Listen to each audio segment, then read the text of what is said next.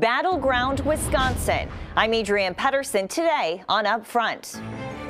Counting down to the 2020 election, the state party chairmen are here together to tell us how each plans to win Wisconsin. Plus, consider is laid upon the table. The House voted to formalize the impeachment inquiry. Well, I think there's a lot of things that this president has done that have been impeachable offenses. Congressman Mark Pocan on how Democrats convince skeptical Wisconsin residents that the investigation is necessary. And the door-to-door effort to boost the census, why some people hesitate to participate. Taking on the issues important to Wisconsin. This is Upfront with your host, Adrienne Pedersen. Thank you for joining us. So you might not realize it since every day now feels like a campaign day, but today we are exactly 1 year out from the 2020 presidential election. The candidates and campaigns know that year is going to go by quickly, and they are already getting ready for it. We are looking at what's in store for the year to come with Wisconsin State Party Chairman Andrew Hitt of the Republican Party of Wisconsin and Ben Wickler of the Democratic Party of Wisconsin. So thank you both for being here. Thank you. Thanks for having us. So it seems like you have similar strategies. You both talk about grassroots a lot. You both talk about the ground game. And Andrew, I'll start with you. What's the tipping point if you have a similar strategy? What will really win people over? Well, I think it comes down to messaging then, right? Our strategies are making sure that we can connect with voters. Then it's going to come down to messaging. That's where we're going to talk about the president's accomplishments over the last 4 years, his economic accomplishments, over 6 million jobs created, manufacturing jobs brought back to Wisconsin, 8,000. And we'll talk about his judicial record and the things that people care about. And so, you know, we want to really have the ground game in place so we can connect with them. And then the right message is really what's going to drive this home. And Ben, I know you've done a lot of door knocking this weekend. Why is that so important? So what we find when we talk to voters, and we've knocked more than 50,000 doors this weekend, is that people are concerned about drug prices, about healthcare costs, about the manufacturing recession that's happening in Wisconsin right now. Over the last year, we've lost 6,800 manufacturing jobs here. And they want answers to these things. Unfortunately, it feels like the president has broken his promises on each of these issues. So what we're doing at the doors is starting relationships with people, listening to them about the issues they're facing in their lives, and beginning the process of making sure that they know exactly what Trump has and hasn't done, and also how Democrats would do things differently, so that when they actually fill in the bubble on Election Day in 2020, they know that there's a different path available and they're ready to take it. I know you're focusing on digital too. Tell me about that. Well, we're focusing on digital. We have a good strategy in place to make sure we're connecting with people. I want to make sure there's no territory, no part of the state that we cede. We're going to go on offense in Dane County, Milwaukee County.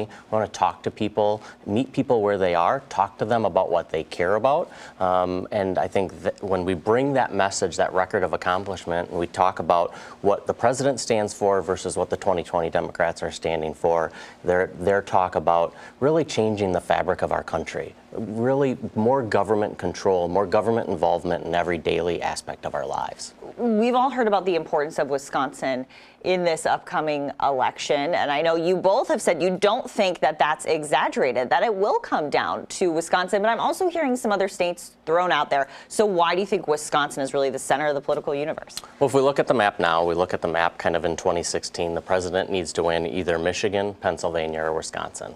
I think Wisconsin is definitely the opportunity for the president. So, he is going to go on offense in Minnesota. He's going to go on offense in New Hampshire and New Mexico and Nevada. So there are places where he's going to try to expand the map, no doubt. But if we look at the map the way it is, it's going to run through Wisconsin. What do you think?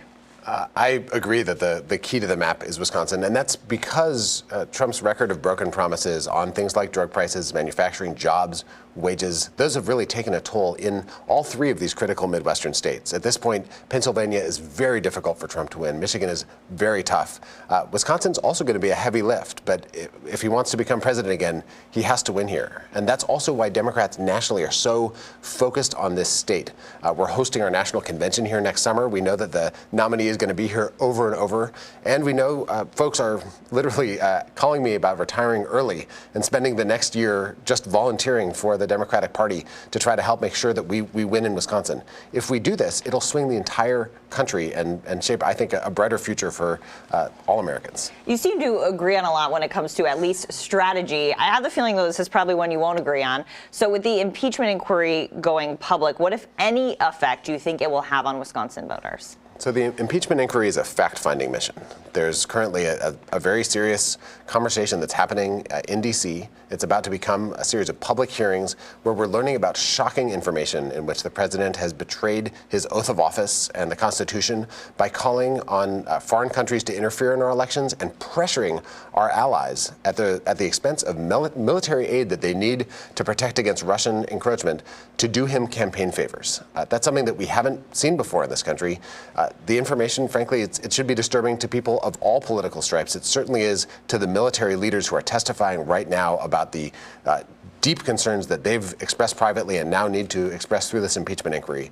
So I think that there's a lot Republicans have to contend with about what kind of democracy they think we should have.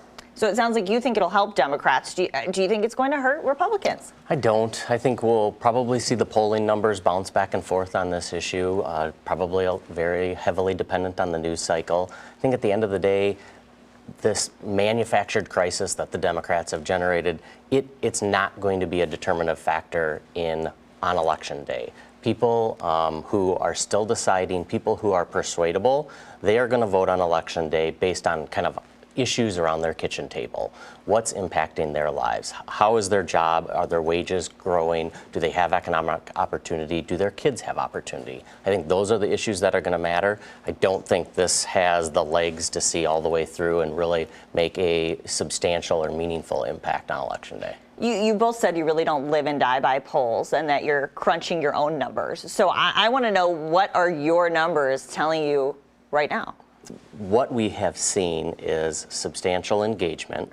People are very engaged and interested. The numbers that we care about and we're looking at our base, we're looking at segments of voters that we need to turn out. All of those are trending in the direction that I would like to see them trend right now. What are you seeing in the Democratic Party? So what we're seeing essentially is among base Republican voters, there are these sort of fracture lines. In rural Wisconsin, because the farm bankruptcy crisis is exploding. In suburbs, it's issues like gun violence prevention and these bread and butter economic issues. There's a slackening of enthusiasm, and there's also an openness to hearing what the Democratic vision is going to be on these issues. It's no wonder that the Trump campaign is already investing so heavily in Wisconsin, because you can see the kind of energy slipping away as the promised gains fail to materialize on the Republican side. How do you get people to pay attention to these other races, though? I mean, like the Supreme Court, Congress, all of that, when there's so much focus on the presidential election. How do you educate people? That's why the grassroots army of volunteers that we're recruiting, that we're training, is so important, because that's how you connect with people day to day. You make sure that our volunteers have the information that they need, the tools they need, so that when they're talking with people, their neighbors, their church members, people that they know in their community, they can carry that message. That's how you connect with them. Final word. I agree with that. So much of what it comes down to in politics is people talking to other people in their communities. And, the national media is chasing the latest tweet that's distracting and dividing people. Ultimately, people are trying to figure out how to make their way in the world, make their communities better. And for every local election, there are thousands of local offices that are up for election in the spring of 2020. The key thing is to connect with people about their own lives. And that's what our thousands of volunteers are doing this weekend, and what we plan to do every day until Election Day 2020. Party Chairman, thank you. Thanks. Thank you. I'll have just a bit more with the chairman over at our website, WISN.com. We're talking about the races for open seats in Wisconsin's 5th and 7th congressional districts and how competitive they'll be. You'll find that on the Upfront section of WISN.com. Later on Upfront, another ground game. Matt Smith follows the effort to boost the census in Wisconsin. What's at stake for the state? But first, that big House vote on impeachment. I'll ask Congressman Mark Pocan about the public face of the investigation into President Trump. That's next when Upfront continues. Upfront, brought to you by WPS Health Insurance.